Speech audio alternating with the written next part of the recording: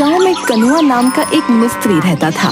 साल के बाकी समय तो उसके पास काम सही चलता था, लेकिन बारिश के आते ही उसका पूरा काम ठप पड़ जाता था, जिसके कारण उसकी पत्नी नक्को उससे बहुत नाराज होती थी।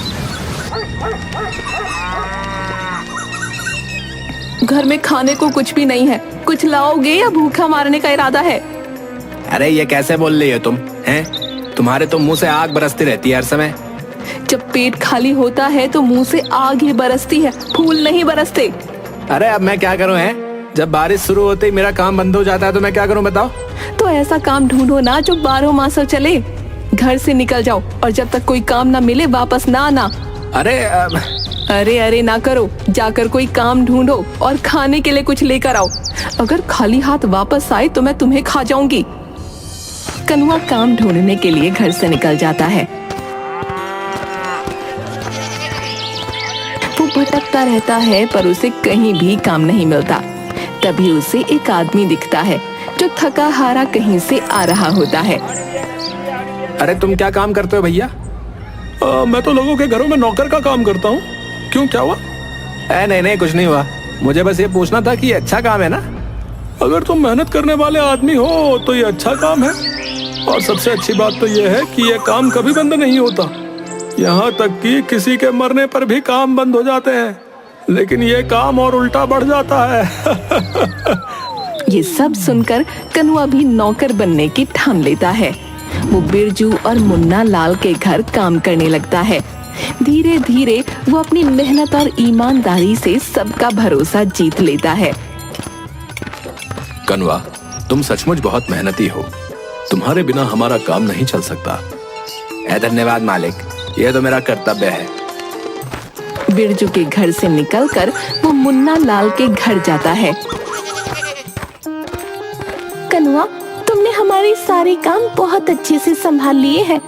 तुम्हारी वजह से हमें कोई चिंता नहीं होती। धन्यवाद भाभी जी, आप खुश तो हम भी खुश हैं। इन दोनों घरों में ईमानदारी से काम करने से उसे तारीफ तो भरपूर मिल रही थी, मगर बहुत अच्छा पैसा नहीं मिल रहा था, जिस वजह से उसकी पत्नी अभी भी उससे नाराज रहती थी। अब तुम्हारा मुंह क्यों फूला हुआ है? दो घरों में काम करते हो और लेकर क्या आते हो ये जरा से सिक्के। इनका क्या मैं अचार डालूं? अरे जो मेहनताना मिलता है वही तो लेकर आऊंगा ना, या उनके घर में डाका डाल दूं? हैं? मुझे नहीं पता, कुछ भी करो, अच्छा कमा कर लाओ, वरना मैं अपने मायके चली जाऊंगी। कनुआ अपनी पत्नी से बहुत प्यार करता था। वो उससे दूर नहीं रह सकता था, इसलिए वो ज्यादा पैसे घर लाने के लिए एक युक्ति लगाता है। मालिक, मुझे एक बात कहनी थी। हाँ बोलो कनुआ, क्या बात है? मालिक, मैंने सुना है कि मुन्ना लाल साहब ने आपके कपड़ों की नकल करके उन्हें सस्ते दामों में बेचना शुरू कर दिया है। क्या मुन्ना लाल ऐसा कैसे कर सकता है? मेरे कपड़े की नकल? जी मालिक, ये सच है।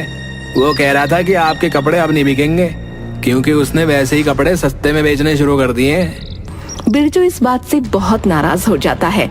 इसके बाद कनुआ मुन्ना लाल के घर जाता है।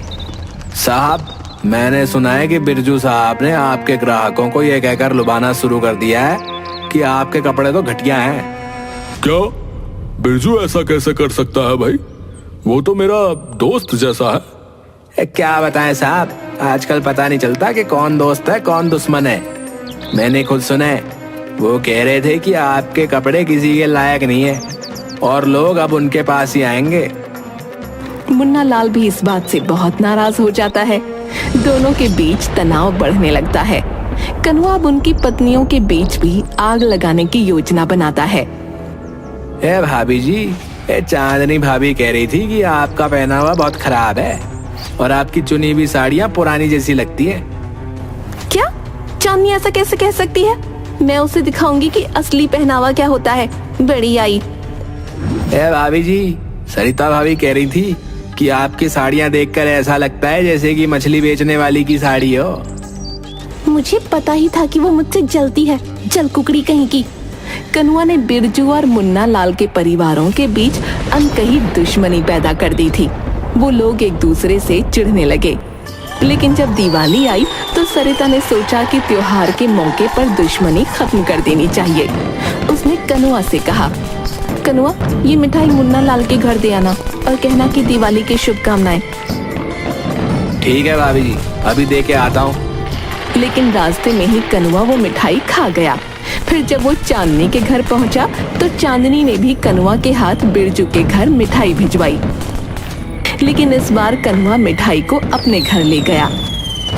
मैंने मिठाई भेजी, लेकिन चांदनी से इतना ना हुआ कि वो भी भेज देती। मुझे बड़ा ही शौक चढ़ा था दोस्ती करने का, पर सरिता इस लायक है ही नहीं। मेरी मिठाई देखकर थोड़ी शर्म ही कर लेती।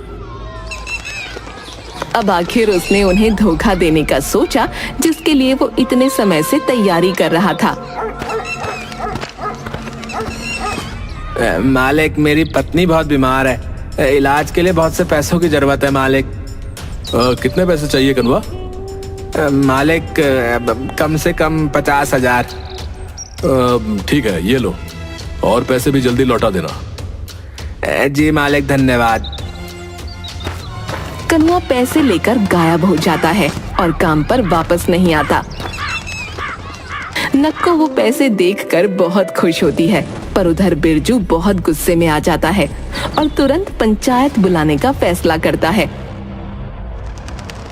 सरपंच जी, कनुआ ने मेरी मदद का गलत फायदा उठाकर बहुत सारे पैसे ले लिए और अब वो काम छोड़कर भाग गया है। हमें इस धोखेबाज को सजा देनी होगी। अब हम कनुआ को बुलाकर उसका पक्ष भी सुनेंगे और फिर उचित निर्णय लेंगे। पंचायत में कनुआ को बुलाया जाता है। वहाँ बिरजू, नक्को, सरिता, मुन्ना लाल, चांदनी और गांव के अन्य लोग भी मौजूद थे। कनुआ, तुम्हारे ऊपर गंभीर आरोप लगे हैं। बिरजू का कहना है कि तुमने उससे धोखाधड़ी करके पैसे ले लिए हैं और काम छोड़कर भाग गए। क्या ये सच है? सरपंच जी, ये सरासर झूठ है। इन्होंने खुद मुझे काम से निकाला था। इसी बीच मुन्ना लाल और चांदनी बोल पड़ते हैं। सरपंच जी, बिरजू हमेशा खुद को बड़ा दिखाने की कोशिश करता है। वो अपने नौकरों को हमेशा तंग करता है। हाँ, और बिरजू की पत्नी सरिता भी कम नहीं है। वो भी कनुआ को परेशान करती रहती थी, मैंने खुद देखा है। हाय झूठी कहीं की। झूठ नहीं, सच है ये। मुझे देखो, मैं तो बिल्कुल हट्टी कट्टी हूँ। ये लोग झूठी कहानी बना रहे हैं कि मैं बीमार हूँ। बहुत बड़े झूठे हैं ये दोनों पति पत्नी। उन तीनों की बात से कनुआ को सहानुभूति मिलने लगती है।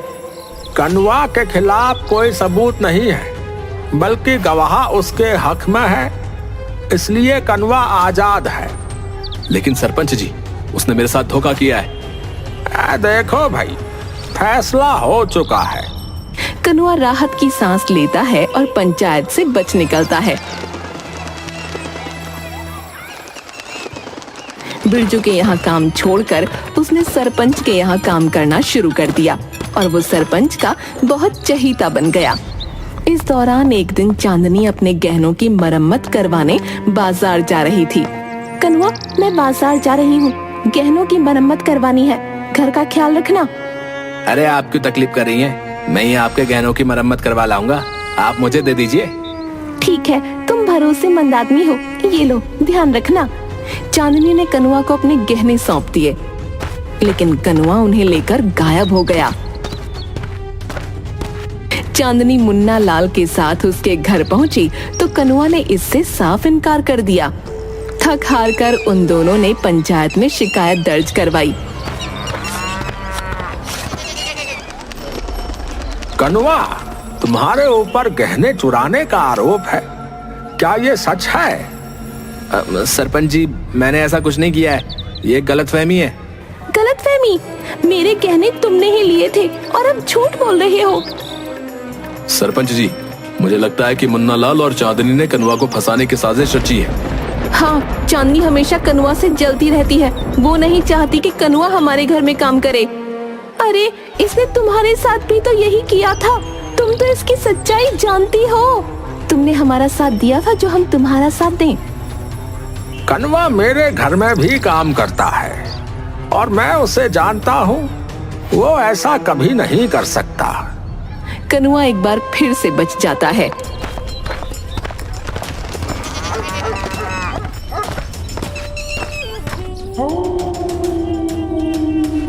आपने तो कमाल कर दिया।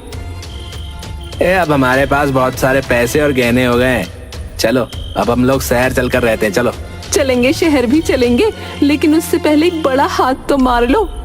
एक ऐसा बड़ा हाथ? सरपंच के घर। कनुआ सरपंच के साथ धोखा नहीं करना चाहता था, लेकिन नक्को के बल देने पर वो राजी हो जाता है। वो कागज बनवाता है जिसमें लिखा होता है कि सरपंच की सारी जायदाद कनुआ के नाम है और उस पर सरपंच की मुहर लगवा लेता है। सरपंच जी, ये राशन का कागज है, इस पर जरा अपनी मुहर लगा दीजिए तो मुझे आसानी से राशन मिल जाएगा है। हाँ हाँ, ये लो लो। मुहर लगते ही कनुआ के तेवर बदल जाते हैं और वो सरपंच को घर से बाहर निकाल देता है। अब तू पागल हो गया है क्या कनुआ? है ये क्या कर रहा है? आपने अपने हाथों से अपनी सारी जायदाद मेरे नाम कर दी है। ये घर अब मेरा है, इसीलिए फौरन यहाँ से निकल जाओ, समझ गए? धोखेबाज कहीं के। इसका मतलब मुन्ना लाल और बिरजू सही कह रहे थे, तूने उन्हें भी धोखा दिया है। जाओ और जहाँ जाकर शोर मचाना मचाओ, मेरा दिमाग मत खाओ, समझे? अब सरपंच अपने लिए पंचायत बुलाता है, लेकिन बिरजू और मुन्ना लाल दोनों ही उसका साथ देने को तैयार नहीं होते। अब हम में से कोई तुम्हारा साथ नहीं देगा सरपंच, तुम्हें अपने ही कर्मों की सजा मिली है। सही कह रहा हो बिरजू, इस सरपंच ने हमेशा गलत फैसले लिए हैं। नहीं, ये समय लड़ने का नहीं है। अगर हम लोग आपस में लड़ते रहेंगे तो ये कमीना कनुआ हमेशा लोगों को धोखे से बेवकूफ बनाता रहेगा। सही कहा तुमने सरिता, हम दोनों के साथ जो हुआ सो हुआ, पर अब इस धोखेबाज को सजा मिलनी ही चाहिए। वो चारों मिलकर कनुआ के खिलाफ गवाही देते हैं। सरपंच अपनी बात भी सबके सामने रखता है और आखिरकार कनुआ को पकड़ लिया जाता है। ये कागजात अभी के अभी मुझे वापस कर दो, और दूसरा जो तुमने बिरजू के पैसे लिए और मुन्ना लाल के गहने हड़पे, उन्हें भी वापस कर दो, और अब तुम्हें आजीवन कारावास दिया जाता है। नहीं नहीं, ऐसा ना करो, मेरे पति को छोड़ दो। आपके चिल्ला रही है कमीनी है? ये सब तेरी वजह से ही हुआ है। ना मैंने तेरी बात मानी होती और ना आज मैं इस जगह पे खड़ा होता, समझी? कनुआ उन लोगों के पैसे, गहने और कागजात वापस कर देता है और फिर उसे कारावास में डाल दिया जाता है।